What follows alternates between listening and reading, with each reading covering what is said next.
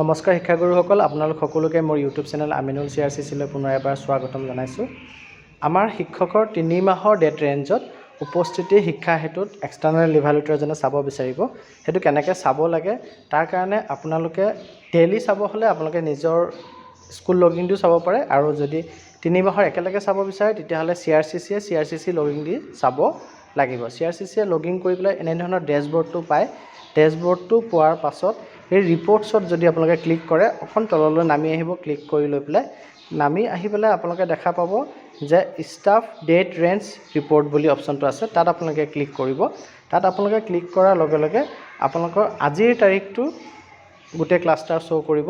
তাত আপোনালোকে দেখা পাব যে ফিল্টাৰৰ অপশ্যনত ফ্ৰম আৰু টু বুলি দুটা অপশ্যন আপোনালোকৰ ওলাই আছে। জানুৱাৰী 3 আকৌ জানুৱাৰী 3 হৈ আছে।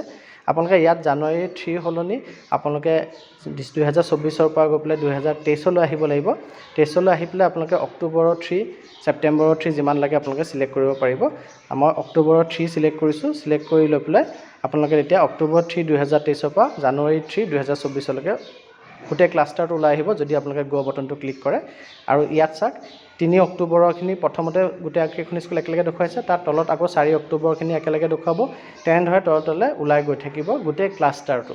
আৰু যিহেতু আপোনালোকক এতিয়া এখন স্কুলহে প্ৰয়োজন হ'ব, গতিকে আপোনালোকে যোনখন স্কুল আপোনালোকৰ প্ৰয়োজন হ'ব সেইখন স্কুলৰ ইনিচিয়েল লেটাৰখিনি আপোনালোকে টাইপ কৰিলে এইখিনিৰ পৰা ফিল্টাৰ হৈ পেলাই আপোনাৰ নিজৰ যোনখন স্কুল আপোনাৰ প্ৰয়োজন সেইখন স্কুলৰ 3 অক্টোবৰৰ পৰা ওলাই গৈ থাকিব। 3 অক্টোবৰত 4জনত 4জন এটেণ্ড কৰিছে, 4 অক্টোবৰত 4জনত 4জনে এটেণ্ড কৰিছে, এনেধৰণে আপোনাৰ লিষ্টটো ওলাই আহিব।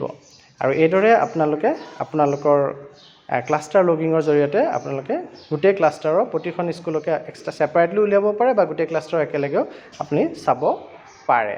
আৰু তাৰপিছত প্ৰয়োজন বোধ কৰিলে এক্সেল ফাইলটো আপোনালোকে ইয়াত ক্লিক কৰি পেলাই ডাউনলোড কৰি ল'ব পাৰে। সেই এক্সেল ফাইলটো ডাউনলোড কৰি পেলাই সেই ফাইলটো আপোনালোকে স্কুলত দি থ'লেও আপোনালোকৰ কামখিনি বহুখিনি আগবাঢ়িব, এক্সটাৰ্নেলজনে চাব পাৰিব। গতিকে ইনফৰমেশ্যনটো যদি ইম্পৰ্টেণ্ট বুলি ভাবে কাইণ্ডলি শ্বেয়াৰ কৰিব। ধন্যবাদ।